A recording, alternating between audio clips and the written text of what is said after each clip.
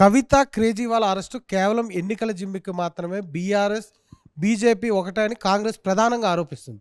దీన్ని మీరు ఏ విధంగా చూస్తారు? ఇప్పుడు కాంగ్రెస్ పార్టీ ఇప్పుడు కొత్తగా చెప్తలేదు కదా, అది అరిగిపోయిన గ్రామ్ ఫోన్ రికార్డ్ లాంటిదే. అసెంబ్లీ ఎన్నికల ముందు నుంచి ఇదే పాట పాడుతూనే ఉంది. అప్పుడు అరెస్ట్ కాకపోతే కవిత అరెస్ట్ భారతీయ జనతా పార్టీ చేపిస్తలేదు అన్నారు. ఇప్పుడు అరెస్ట్ అయితే భారతీయ జనతా పార్టీ ఎన్నికల కోసం చేపించింది అంటారు. అంటే ఒక దర్యాప్తు సంస్థలు దర్యాప్తు విచారణ చేసిన తర్వాత, వాళ్ళు విచారణ పూర్తయిన తర్వాత వాళ్ళు నిర్ణయాలు తీసుకొని వాళ్ళ చట్ట ప్రకారం వాళ్ళు చర్యలు తీసుకుంటా ఉన్నారు. కానీ ఈరోజు దానికి భారతీయ జనతా పార్టీ మీద వేసి వీళ్ళేదో Bharatiya Janata party BRS party ఒకటే అని ఎన్నికల ముందంతా మాట్లాడినరు.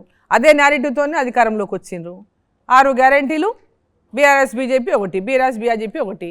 ఇంకా ఎంతకాలం ఇదే పాత పాట పాడుకుంటుంటారు? గెలవడానికి వాళ్ళకి వేరే ఇంకేం అంశాలే లేవా? వాళ్ళు ఈ 3.5 నెలల్లో ఏం చేసిండ్రు అది చెప్పి గెలవమనండి.